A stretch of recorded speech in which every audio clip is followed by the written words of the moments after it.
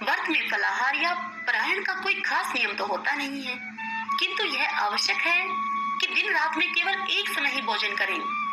सोमवार के व्रत में शिव जी पार्वती जी का पूजन करना चाहिए। सोमवार के व्रत 3 प्रकार के होते हैं: साधारण सोमवार, सौम्य प्रदोष और 16 सोमवार। विधि तीनों की एक जैसी है। शिव पूजन के पश्चात कथा सुननी चाहिए। साधारण प्रति सोमवार, प्रदोष व्रत और 16 सोमवार, इन तीनों ही व्रतों की कथाएं अलग अलग हैं। तो आइए आज हम साधारण सोमवार की व्रत कथा को सुनते हैं। सब बोलिए शिव शंकर भगवान की जय। श्री शिवाय नमस्तुभ्यं। एक बहुत धनवान साहूकार था, जिसके घर में धन धान्य आदि की किसी प्रकार की कोई कमी नहीं थी, परंतु उसको एक ही दुख था कि उसके कोई पुत्र नहीं था। वह इसी चिंता में दिन रात रहता था।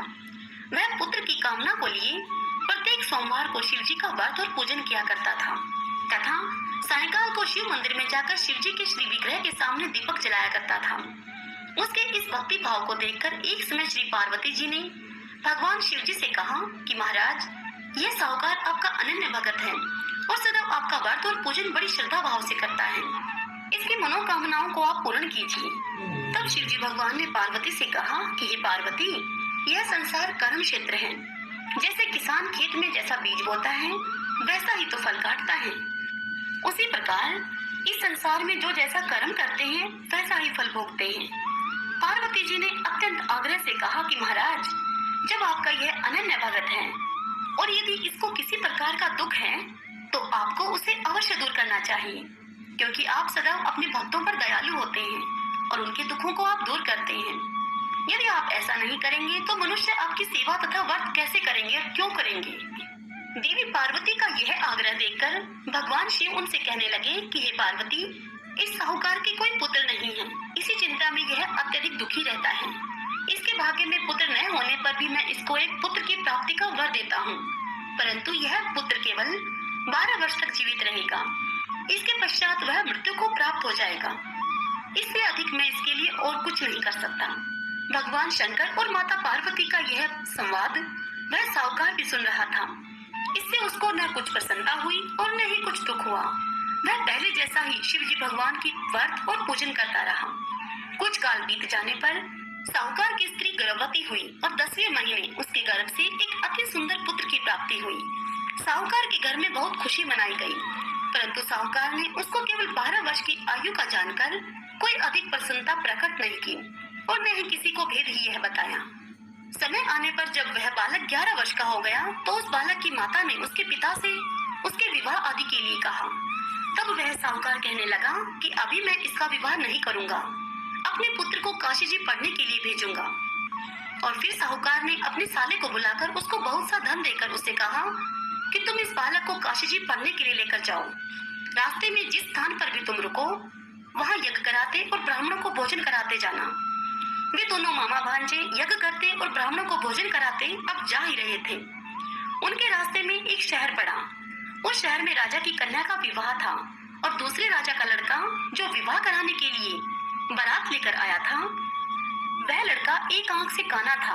उसके पिता को इस बात की बड़ी चिंता थी कि कहीं वर को देखकर कन्या के माता पिता विवाह में किसी प्रकार की कोई अड़चन न पैदा कर दें। इस कारण से जब उसने अति ही सुंदर सेठ के लड़के को देखा, तो अपने मन में विचार किया कि क्यों न दरवाजे के समय इस लड़के से वर का काम चला लिया जाए। ऐसा विचार करके वर के पिता ने उस लड़के के मामा से बात की, तो वह मामा राजी हो गया। फिर उस लड़के को वर के कपड़े पहनाए और घोड़ी पर चढ़ाकर कन्या के दरवाजे पर लेकर गए और सब कार्य प्रसन्नता पूर्वक से निमट गया। फिर वर के पिता ने सोचा कि यदि विवाह का कार्य भी इसी लड़के से करवा लिया जाए तो क्या बुराई है। ऐसा विचार करके लड़के और उसके मामा से उन्होंने कहा कि यदि आप फेरों का और कन्यादान का भी काम करा दें तो आपकी बड़ी कृपा होगी। इस कार्य के बदले में हम आपको बहुत अधिक धन देंगे। तब उन्होंने मामा भांजे ने इस बात को स्वीकार कर लिया और विवाह कार्य भी अच्छी तरह से संपन्न हो गया। अब सारा काम निमट जाने के बाद वह लड़का जाने लगा, तो उसने अपनी पत्नी अर्थात उस शहर की राजकुमारी के चुनरी के पन्ने पर यह लिख दिया कि तेरा विवाह तो मेरे साथ हुआ है, परंतु जिस राजकुमार के साथ तुमको भेजेंगे वह एक आंख से काना है और मैं काशी जी पढ़ने के लिए जा रहा हूँ। लड़के के जाने के पश्चात उस राजकुमारी ने जब अपनी चुनरी पर यह लिखा हुआ पाया तो उसने राजकुमार के साथ जाने से मना कर दिया और कहा कि यह मेरा पति नहीं है, मेरा विवाह इसके साथ नहीं हुआ है, वह तो काशी जी पढ़ने के लिए गए हैं। राजकुमारी के माता पिता ने अपनी कन्या को विदा नहीं किया और बारात खाली हाथ वापस चली गई। उधर सेठ का लड़का और उसका मामा काशी जी पहुंच गए। वहां जाकर उन्होंने यज्ञ करना और लड़के ने पढ़ना शुरू कर दिया। जब लड़के की आयु 12 साल की हो गई, उस दिन उन्होंने यज्ञ रच रखा था। तभी एकाएक लड़के ने अपने मामा से कहा कि मामा जी, आज मेरी तबीयत कुछ ठीक नहीं है। तब उसके मामा ने कहा कि तुम अंदर जाकर सो जाओ। लड़का अंदर जाकर सो गया और थोड़ी देर में ही उसके प्राण पखेरु उड़ गए।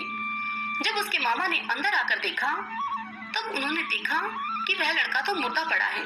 यह देखकर उस लड़के के मामा को बड़ा ही दुख हुआ और उसने सोचा कि अगर मैं रोना पीटना अभी से मचा दूंगा तो यज्ञ का कार्य अधूरा ही रह जाएगा। अतः उसने जल्दी जल्दी से यज्ञ का कार्य समाप्त करके ब्राह्मणों के जाने के पश्चात रोना पीटना आरंभ कर दिया। संयोगवश भगवान शिव और माता पार्वती भी वहीं से जा रहे थे। जोर जोर से रोने की आवाज को सुनकर माता पार्वती भगवान शिव से कहने लगी कि महाराज, कोई दुखिया रो रहा है, इसके कष्ट आप दूर कीजिए। तत्पश्चात भगवान शिव और माता पार्वती वहां पर आए और उन्होंने देखा कि वहां तो एक लड़का मुर्दा पड़ा था। तब पार्वती जी कहने लगी कि महाराज, यह तो उसी सेठ का लड़का है जो आपके वरदान से पैदा हुआ था। तब शिव जी कहने लगे कि हे पार्वती, इसकी आयु इतनी ही थी, सो ये भोग चुका। तब पार्वती जी कहने लगी कि महाराज, इस बालक को और आयु दो, नहीं तो इसके माता पिता तड़प तड़प कर मर जाएंगे। पार्वती जी के बार बार आग्रह करने पर भगवान शिव ने उसको जीवन दान दे दिया और शिव जी महाराज की कृपा से वह लड़का पुनः जीवित हो गया। शिव पार्वती जी कैलाश पर्वत पर चले गए। तब वह लड़का और मामा उसी प्रकार यज्ञ करते ब्राह्मणों को भोजन कराकर अपने घर की ओर चल पड़े। रास्ते में उसी शहर में आए जहाँ पर उस लड़के का विवाह हुआ था। वहां आकर उन्होंने यज्ञ का कार्य प्रारंभ कर दिया तो उस लड़के के ससुर ने उसको पहचान लिया और अपने महल में ले जाकर उसकी बड़ी ही खातिरदारी की। साथ ही बहुत सी दास दासियों के सहित आदर पूर्वक लड़की और जवाई को विदा किया।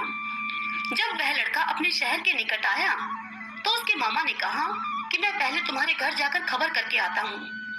जब उस लड़के के मामा घर पहुँचे तो लड़के के माता पिता घर की छत पर बैठे थे और उन्होंने यह प्रण कर रखा था कि यदि हमारा पुत्र सकुशल लौट कर नहीं आया तो हम यहीं से छत से गिरकर ही अपने प्राण खो देंगे, और यदि राजी राजी अपने घर को आ गया तो हम खुशी खुशी नीचे उतर आएंगे। इतने में उस लड़के के मामा ने आकर यह समाचार उन्हें सुनाया कि आपका पुत्र आ गया है। यह सुनकर उन्हें विश्वास ही नहीं हुआ। तब उसके मामा ने शपथ पूर्वक यह बात कही कि आपका पुत्र अपनी पत्नी के साथ बहुत सारा धन लेकर आया है। तब सेठ ने आनंद के साथ उसका खूब स्वागत किया और बड़ी प्रसन्नता के साथ सब मिलकर रहने लगे। इसी प्रकार से जो कोई भी सोमवार के व्रत को धारण करता है अथवा इस कथा को पढ़ता है या सुनता है, उस मनुष्य की समस्त मनोकामनाएं पूर्ण होती हैं। सब बोलिए शिव शंकर भगवान की जय। ओम नमः शिवाय।